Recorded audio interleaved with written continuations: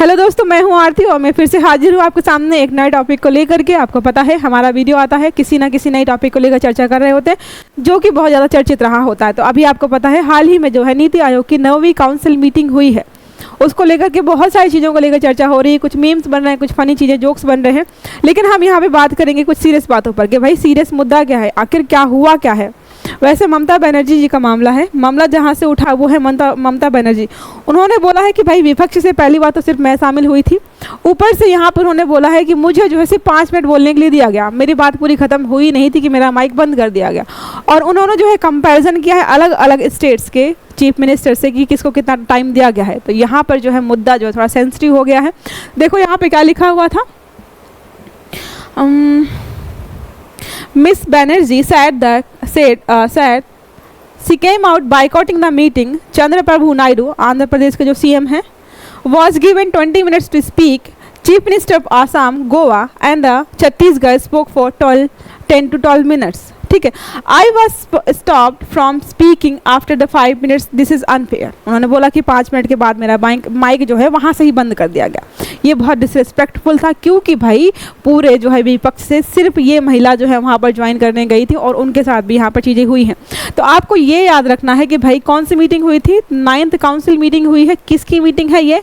नीति आयोग की मीटिंग है। नीति आयोग में पता है आपको सब लोग आते हैं, सारे स्टेट्स के चीफ मिनिस्टर्स, गवर्नर्स, यूटीज़ में जहाँ पर गवर्नर्स नहीं है या जहाँ पर चीफ मिनिस्टर्स नहीं है, वहाँ पे जो भी कमान संभालता है वो सारे लोग होते हैं, विपक्ष के सारे लोग वहाँ पे जाते हैं और डिस्कशन किया जाता है। तो हमारे नरेंद्र मोदी जी ने बोला है विकसित भारत 2047, विकसित बोला जा रहा है यहाँ पर, डेवलप्ड। अभी हम डेवलपिंग कंट्री हैं और हमारे जो प्रधानमंत्री जी हैं वो भारत को विकसित बनाना चाहते, तो उन्होंने विकसित भारत 2047 के मुद्दे पर भी बात की है और यहाँ पर बहुत सारी चीज़ों को लेकर चर्चा की गई थी। अभी हमारे लिए जो इम्पोर्टेंट हो जाता है कि नीति आयोग जो अगर इतना चर्चा में है तो नीति आयोग है क्या। आप सभी को पता है कि पहले नीति आयोग की जगह जो है योजना आयोग था। योजना जो है हमारा योजना आयोग काम करता था, बट उसको जो है 2014 में हटा करके नीति आयोग की स्थापना की गई थी। तो यहाँ पे कुछ चीज़ देख लेते हैं। पहले तो आपको बता दिए विकसित भारत क्या है, डेवलप्ड इंडिया को लेकर के वहाँ बात हो रही कि हमें कौन कौन सी चीज़ों पे क्या ध्यान देना है, शिक्षा को, स्वास्थ्य को, इंफ्रा को, वहाँ पे अलग अलग चीज़ें हैं, उसको हम कभी और डिस्कस करेंगे। अभी हम पढ़ लेते हैं हमारे नीति आयोग के बारे में। तो नीति आयोग की स्थापना जो है 1 जनवरी 2015 को योजना आयोग जो यहाँ पर स्टार्ट किया गया था इसको हटा करके की गई थी। योजना आयोग की स्थापना अगर आपसे कभी पूछे कि भाई योजना आयोग की स्थापना कब की गई थी, तो 1950 में की गई थी। अगर 2014 में इसको हटा दिया गया तो इसकी स्थापना, योजना आयोग की स्थापना जो है मतलब की गई थी बहुत सारी चीज़ों को लेकर के कि भाई हमें अगर डेवलप करना है इंडिया को, कुछ चीज़ें अच्छी अच्छी चलानी है, कुछ नीतियाँ बनानी है, तो वो कौन सोचेगा, सारी चीज़ें कौन योजनाएं बनाएगा। तो आपको पता है पहले के एग्जाम्स में योजना आयोग से क्वेश्चन बहुत सारे पूछता था कि कौन सी योजना कब लागू की गई, उसका लक्ष्य क्या था, इसको किसने बनाया था, ऐसे क्वेश्चन आपके बहुत सारे यहाँ पे पूछे जाते हैं। तो ये हमारा योजना आयोग वाला टॉपिक जो एक अलग हो जाता है। अभी हम जो पढ़ रहे हैं थिंक टैंक ऑफ इंडिया जो है हमारा नीति आयोग, उसके बारे में। फिर क्या लिखा है, ये ना ही कॉन्स्टिट्यूशनल बॉडी है और ना ही स्टैचुटरी, ना ही संविधान में इसको कहीं पर उल्लेख किया गया है, ना ही इसको नियम कानून बना करके हमारी संसद के द्वारा इसको बनाया गया है। तो आपको ये दोनों चीज़ें याद रखनी है। कंपोजिशन की बात करें कि भाई इसमें कौन कौन से मेंबर्स कैसे कैसे होते हैं, तो आपको पता है चेयरपर्सन हमारे प्राइम मिनिस्टर जी होते हैं, ये आप याद रखिएगा, ठीक है। चाहे रीजनल काउंसिल हो चाहे कुछ भी हो, चेयरपर्सन हमेशा यही रहेंगे। गवर्निंग काउंसिल में कौन कौन से लोग होते हैं, तो सारे राज्यों के मुख्यमंत्री होते हैं, जहाँ पे मुख्यमंत्री नहीं होता है, सॉरी यूटी के भी मुख्यमंत्री होते हैं, जिन्हें यूटीज़ में हमारी लेजिस्लेचर नहीं होती है, वहाँ के लेफ्टिनेंट गवर्नर्स वहाँ पे आते हैं, ठीक है। फिर वाइस चेयरपर्सन भी होता है। अगर बात करें हम यहाँ पे कि काम क्या है इसका, तो काम क्या है, नाम ही क्या है, थिंक टैंक ऑफ इंडिया। तो इंडिया को कैसे अच्छे से चलाना है इसके बारे में सोचना, योजनाएं बनाना, नियम कानून बनाना, ये सारे काम जो है यहाँ पे नीति आयोग के द्वारा किए जाते हैं। और जो एक मोस्ट इम्पॉर्टेंट काम है नीति आयोग का वो है फेडरलिज्म को बढ़ावा देना, संघवाद को बढ़ावा देना। क्योंकि जब इसकी मीटिंग होती है तो चाहे राज्य हो चाहे केंद्र हो, सबको वहाँ पे बुलाया जाता है, सबको बराबरी के साथ देखा जाता है। तो जो संघवाद को बढ़ावा नीतिवाद खुद दे रहा है, तो जब वहाँ पे विपक्ष के साथ किसी कुछ ऐसा भेदभाव हो रहा है, इसलिए यहाँ पे इतना मुद्दा वहाँ पे चर्चा में आ रहा है कि संघवाद को बढ़ावा देने वाला नीति आयोग, उसकी मीटिंग में किसी व्यक्ति के साथ ऐसा बर्ताव किया जा रहा है, ठीक है। अगर बात करें तो ये 2 मोस्ट इंपॉर्टेंट चीज़ें हैं। नीति आयोग के 2 हब हैं जिनके माध्यम से वो काम करता है। पहला है टीम इंडिया हब, दूसरा है ज्ञान और नवोन्मेष हब। टीम इंडिया हब का मतलब एक तरीके से फेडरलिज्म को लेकर के इंडिया को एक टीम की तरह रखना है। तो स्टेट्स में क्या चल रहा है, सेंटर में क्या चल रहा है, उन सबको मिला करके ऐसी चीज़ें करना कि भाई इनके बीच कोई विवाद ना हो, इंडिया को एक टीम की तरह रखना है। तो यहाँ पे क्या है, संघवाद को बढ़ावा देने के लिए जो नियम कानून बनाता है वो सारा कौन करता है, टीम इंडिया हब करता है। उसके अलावा ज्ञान और नवोन्मेष, जो नई नई चीज़ें आपकी लॉन्च होती हैं हमारे नीति आयोग के द्वारा, वो सारी कौन करता है, ये हमारा ज्ञान और नवोन्मेष हब है। अगर कोई व्यक्ति चाहे इंटर्नशिप करना नीति आयोग के पोर्टल पे, तो आप वहाँ पे अप्लाई कर सकते हो। महीने, 2 महीने, 3 महीने, जितने दिन आप वहाँ पे चाहो इंटर्नशिप पे काम कर सकते हो, ठीक है। अगर बात करें यहाँ पे, देखो मैंने हिंदी में भी डाल दिया है संयोजन, मतलब कि वहाँ पे कौन कौन से पदों पर कौन व्यक्ति होता है। पहले आपको बताया था अध्यक्ष हमारे प्रधानमंत्री, उपाध्यक्ष कौन होता है, प्रधानमंत्री जी द्वारा नियुक्त कोई भी व्यक्ति हो सकता है। संचालन परिषद में कौन होता है, सभी राज्यों के मुख्यमंत्री और केंद्र शासित प्रदेशों के उपराज्यपाल।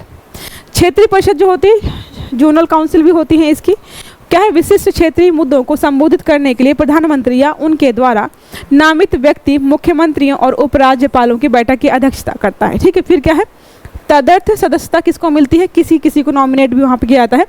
अग्रणी अनुसंधान संस्थानों से बारी बारी से 2 पदेन सदस्य, बड़े बड़े जो इंस्टीट्यूशंस हैं, विश्वविद्यालय है, वहाँ से कहीं ना कहीं से 2-2 सदस्यों को वहाँ पे लाकर बिठाया जाता है, जो ज्ञान विज्ञान की बातें करें, जिनका जो है दिमाग बहुत अच्छा खासा चलता हो, ठीक है। ये हमारी सारी चीज़ें हैं, ये आप खुद एक बार देख लीजिएगा कि वर्तमान में कौन से मंत्री हैं, कौन कहाँ पे क्या पद संभाल रहे हैं। नीति आयोग की पृष्ठभूमि क्या रही है, कि कहाँ से स्टार्ट हुआ, कैसे स्टार्ट हुआ। देखो 1947 में यहाँ पे औपनिवेशिक शासन खत्म हुआ, उसके बाद चीज़ें चली, उसके बाद की अलग अलग चीज़ें चलती रही हैं। फिर हमने बाद में कर ही लिया था, योजना आयोग की स्थापना कर ही ली थी, आपको पता, आपको बता दिया ऑलरेडी। उसके बाद 2014 में हटा करके 15 में क्या है, नीति आयोग को लाया गया था। तो ये सारी चीज़ें आपकी यहाँ पे लिखी हुई हैं कि समाजवाद को बढ़ावा देता है, संघवाद को बढ़ावा देता है, शासन व्यवस्था को ध्यान में रखता है, समाज के हर वर्ग को नीति आयोग ध्यान में रखता है। ऐसा नहीं है कि सिर्फ सरकार को ध्यान में देख रहा है कि राज्य में क्या, राज्यों को देखें हम या केंद्र को देखें, नहीं, केंद्र के अंदर जो है किसी स्पेसिफिक जो कोई ग्रुप है उसके साथ क्या हो रहा है, सब चीज़ों को यहाँ पर ध्यान में रख करके हमारा नीति आयोग जो है अच्छे से काम करता है, ठीक है। तो ये हमारा सारा हो गया नीति आयोग के बारे में। अब हम चलते हैं हमारे क्वेश्चन आंसर्स पर। तो पहला क्वेश्चन हमारा नीति आयोग के बारे में ये रहा, स्क्रीन पर देखो क्या लिखा हुआ है। नीति आयोग के संबंध में निम्नलिखित में से कौन सा कथन सही है। पहला स्टेटमेंट है, नीति आयोग की क्षेत्रीय परिषदों की अध्यक्षता गृह मंत्री करते हैं। यहाँ पे क्षेत्रीय होगा, ठीक है। क्षेत्रीय परिषदों की अध्यक्षता कौन करता है, गृह मंत्री करते हैं। अभी तक मैंने जो भी वहाँ पे कंपोजिशन बताया कि कौन से पद पर कौन कौन होगा, क्या मैंने कहीं भी गृह मंत्री का जिक्र किया था, बिल्कुल भी नहीं, गलत हो जाता पहला स्टेटमेंट हमारा इसीलिए। दूसरा है, नीति आयोग के पूर्णकालिक सदस्य राज्य मंत्री के पद का आनंद लेते हैं। मैंने आपको बताया था कि 4 व्यक्तियों को वहाँ पर पूर्णकालिक सदस्य के रूप में रखा जाता है, जो कि राज्य मंत्री भी होते हैं। तो हमारा दूसरा स्टेटमेंट हमारा हो जाता है बिल्कुल सही। तीसरा है, नीति आयोग के निर्माण में टीम इंडिया हब और नॉलेज एंड इनोवेशन हब नामक दो चीज़ें हैं जो काम करती हैं, तो बिल्कुल सही है।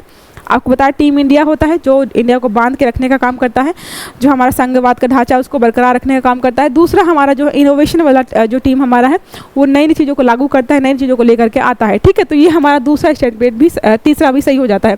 तो सही उत्तर हमारा होगा विकल्प बी, जिसमें कि के 2 और 3 जो हमारे स्टेटमेंट है वो सही हो जाते हैं। नेक्स्ट क्वेश्चन हमारा नीति आयोग का है। नीति आयोग का पदेन अध्यक्ष जो है राष्ट्रपति होता है। क्या मैंने ऐसा कुछ बताया आपको, या आपने गलत सुना, पहला स्टेटमेंट गलत हो जाता, ठीक है। प्रधानमंत्री चाहे तो पदेन सदस्यता के लिए 4 केंद्रीय मंत्रिपरिषद के सदस्यों को नामित कर सकता है। जी बिल्कुल हाँ, कर सकते हैं। तो दूसरा विकल्प हमारा सही हो जाता है कि हाँ, प्रधानमंत्री चाहे तो 4 व्यक्तियों को वहाँ पे नामित कर सकते हैं, जो मस्त जो है राज्य मंत्री होने का पद का जो है लाभ उठाते हैं।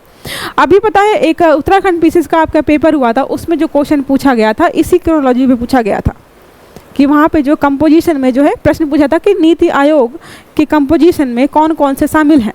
तो ऑप्शंस हमारे अलग अलग थे, गृह मंत्री, प्रधानमंत्री, राष्ट्रपति, राज्यों के राज्यपाल, ऐसे करके था, और नीचे विकल्प दिया था कि केवल 1-2 करके ऐसे। तो कंपोजिशन क्या है इसका एक बार बहुत अच्छे से देखिएगा कि कहाँ पे किसको कैसे नियुक्त किया गया है।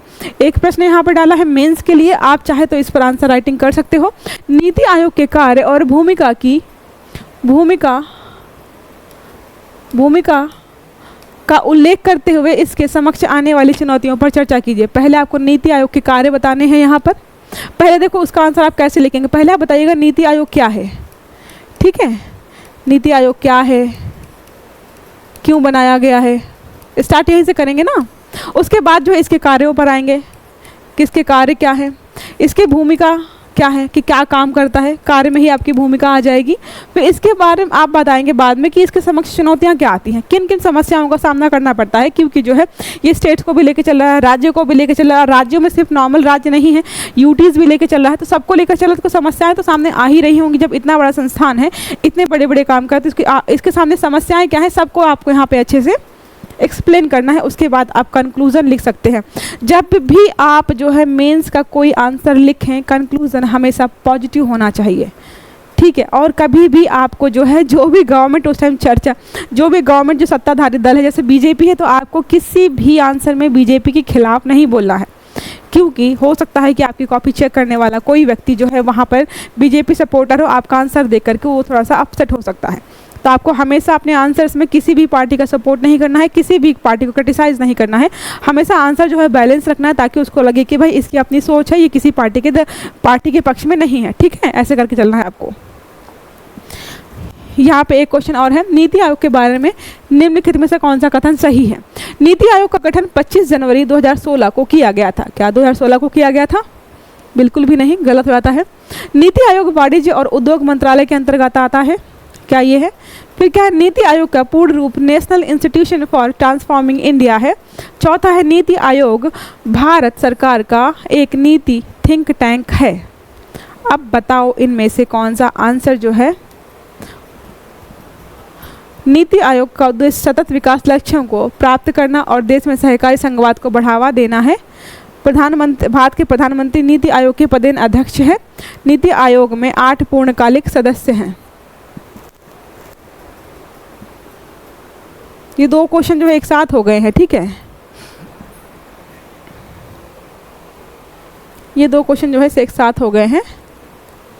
आप इनको 2 क्वेश्चन मांग चलो। पहले हमारा क्वेश्चन ये है, आंसर जो है आपको इसको देने हैं, आंसर जो आपको कमेंट बॉक्स में देने हैं। ठीक है, दोनों के। एक क्वेश्चन हमारा ये है, और मान लो क्वेश्चन ये नीति आयोग के बारे में पूछा गया, 3 स्टेटमेंट दिए हैं, तो इनमें से कौन सा सही है, इसका आंसर भी जो है आपको कमेंट बॉक्स में देना है। पहले में क्या है, इनमें से कौन सा कथन सही है, तीनों में से आपको कौन सा कथन सही लग रहा है, आपको ये बताना है।